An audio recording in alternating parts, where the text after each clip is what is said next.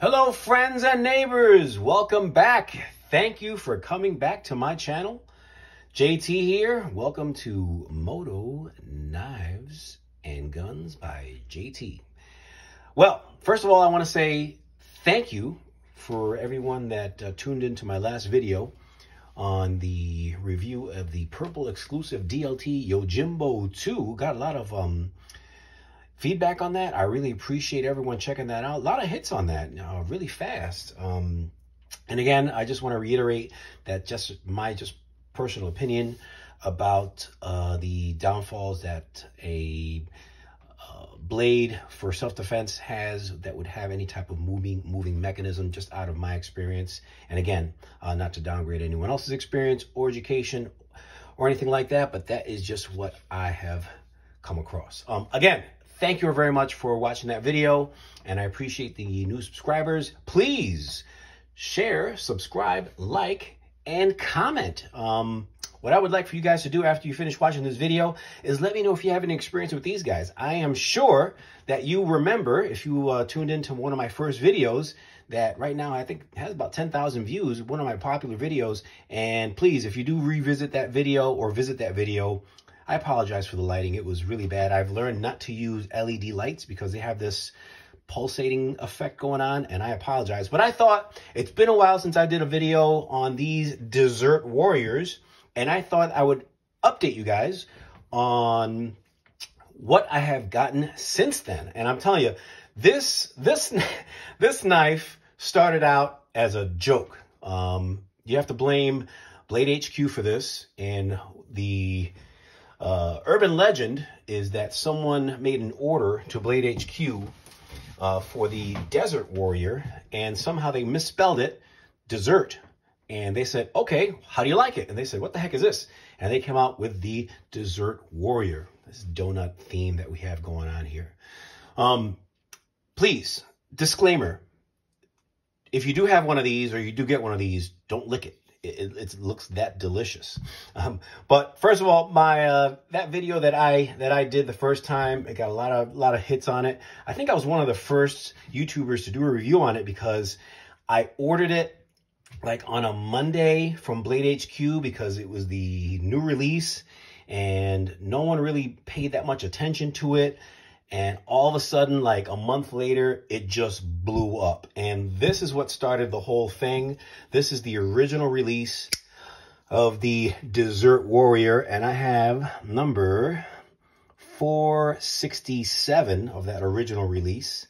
And yeah, I've got a lot of offers to sell this, but I am not going to do that. So I just wanted to give you guys an update on what I've done since then to add to my collection, and what some things are that are not the Kalashnakov Dessert Warrior, that just looks like the regular version of it.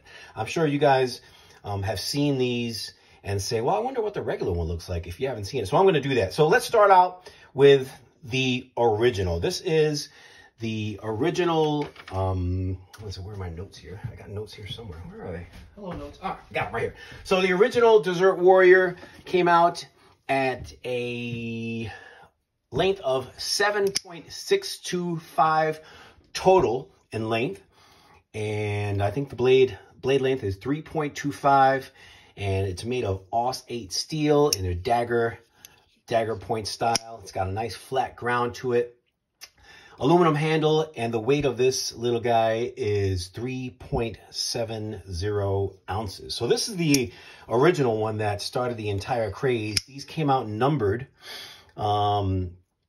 And I don't know if they still come out numbered or not, but the ones that I have here are numbered. I don't know if they stopped that numbering thing after the original at the original release. Please comment on that. If you do have one of these that does not have a number, please let me know. But I have number 467. So the one that I collected after this one came out is the Mini, and this is this little guy right here. And the Mini comes out at a total of 5.75 inches in length. The blade length is 2.5 inches, and it's a whopping 1.95 ounces. And the bad boy of the club here, this is the XX or triple or well, double X Kalashnakov in a 4.75-inch blade. Total length is 10.6 inches of this bad boy. And it's a whopping 6.42 ounces tip-up carry. And one thing about these things that you guys maybe didn't know is that they come to Blade HQ not as autos. For some reason, they're not allowed to ship these as autos, and Blade HQ does these in-house, put them together. And I know this for a fact because one of the people that I'm friends with, she no longer works there, but told me that she was sequestered one time to work into the production room, and they were putting together the automatic actions on these little bad boys right here. So that's a nice little trivia bit if you didn't know that. And last but not least, this guy right here is the Victorinox Classic. And there's a 7-tool-in-1 little baby right here. It's got a 1.5-inch blade, if I can find it. Yep, right there. And it's 0.80 ounces. This is a Swiss-made knife. Really, really cool. One thing I don't like about this is this right here. I mean, I appreciate you guys, you know, spearheading the project and everything like that. But to me, this is advertising. And if I buy something that, you know, I'm buying for myself, I don't want advertising on it. So for future Blade HQ, if you're going to make these, do them just like you do these with the, you know, I mean, you don't put Blade HQ in the back of this, right? But I guess they do on these Victorinoxes for some reason. They are going to come out also with another version of this. I think the Classic. No, not the Classic. The, oh, I forgot the name of it. But they're going to come out with another version of this in the bigger, I think Tinker. That's it. It's the Tinker that they're going to come out with this. And then my last collecting item here is also from Blade HQ.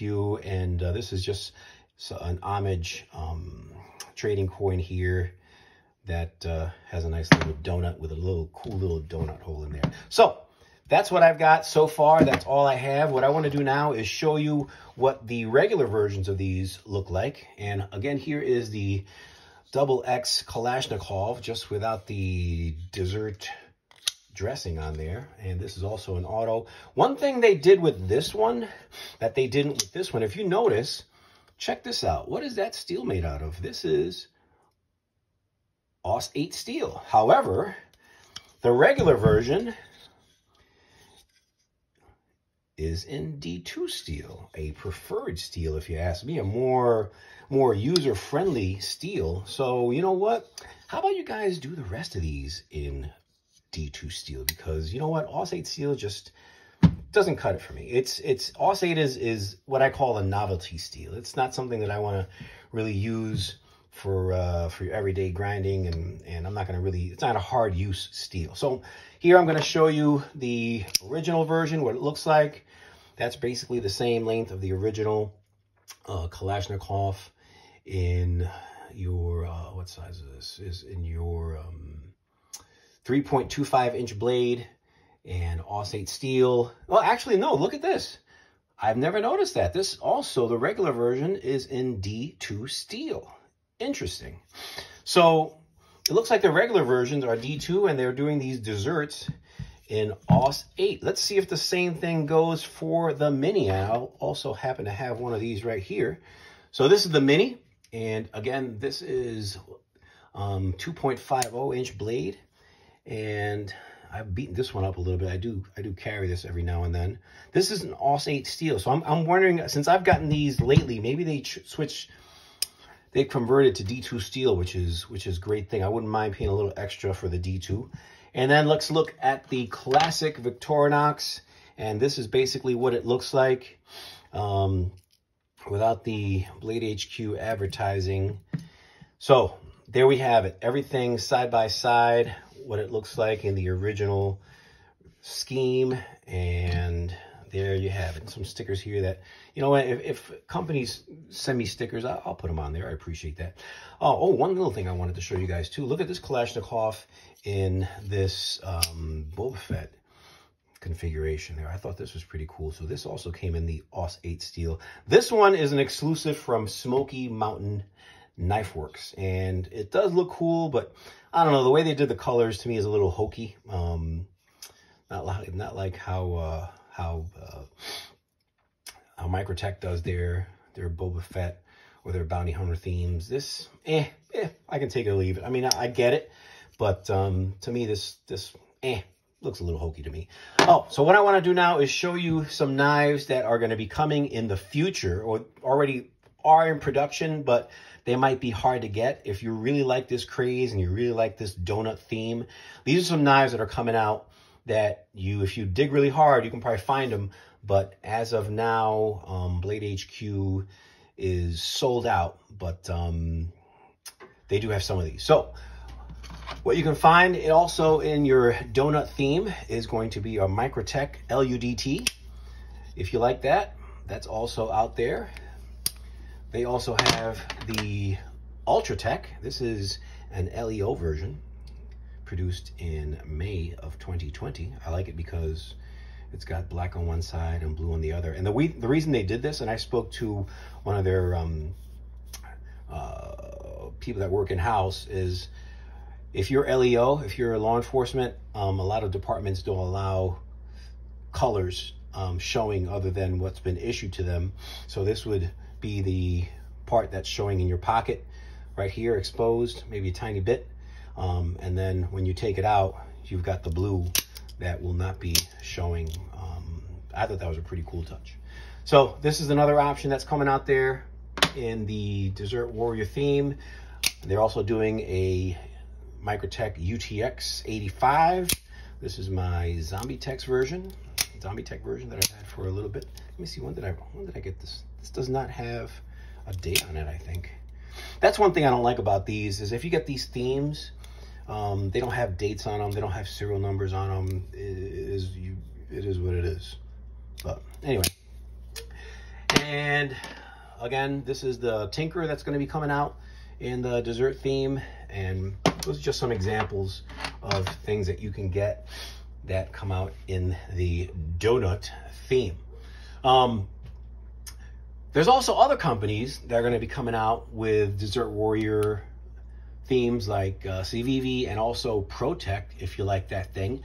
I mean, you know, when you have a knife that's designed to go to war with a donut, you gotta be sharp. And I thought it's just very humorous how they came out with these knives, thinking that at first it was going to be a novelty and a joke, and little do they know the craze that they were going to create. So that's pretty much where I'm at with my collection here. I don't know if I'm going to collect anything else. I think I am going to pick up one of these Tinkers, just because some of the prices on the Ultratechs and the LUDTs are just absolutely insane. The Ultratech in your Dessert Warrior theme is going to be close to 500 bucks, and I think your UTX 85 is going to be somewhere around 380, and your LUDT is also going to be in that range. And I'm sorry, just for the paint scheme, I don't think it's worth it. But let me know what you guys think. I mean, I'd love to know if you guys have any of these. If you have anything else in the dessert theme, tell me what you got in there in the comments. I really would love to know what you have there. And also, let me know what numbers you have. I have number, again, this is the original, number 467. That's the number that I have in the original size. And in the XX, I have number 4409. And in the mini, I have number 1394. And yes, I think that this is a pretty cool, fun thing. I mean, it's a great conversation piece. If ever you're somewhere and someone needs to open a box or something, and you give this to them, they start cracking up, and it's a great way of breaking the ice if you want to make conversation or anything like that. And it also does cut donuts. I've tried that before. So I think that's all I've got for now. I really do appreciate you guys tuning into my video.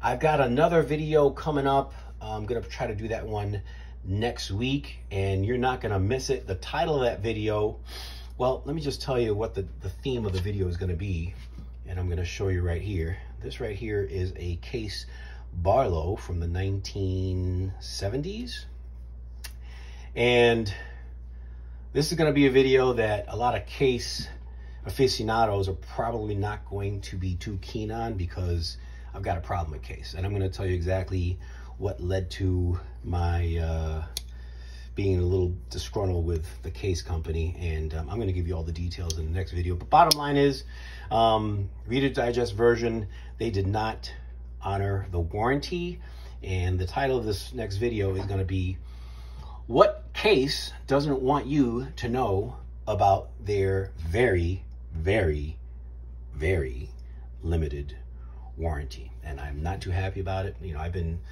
collecting cases, case knives for a very long time. I have a bunch of them, and I really thought they were going to do the right thing, and it turns out that they only honor a very limited amount of, well, I'm not going to get into it now, but you'll see. So thanks again. I appreciate you tuning in. Please hit the like button. Please subscribe. Please share. Please, please, please also comment. I love communicating with you guys. Once again, be safe out there. I enjoy your company, and I see you on the next one. Bye-bye.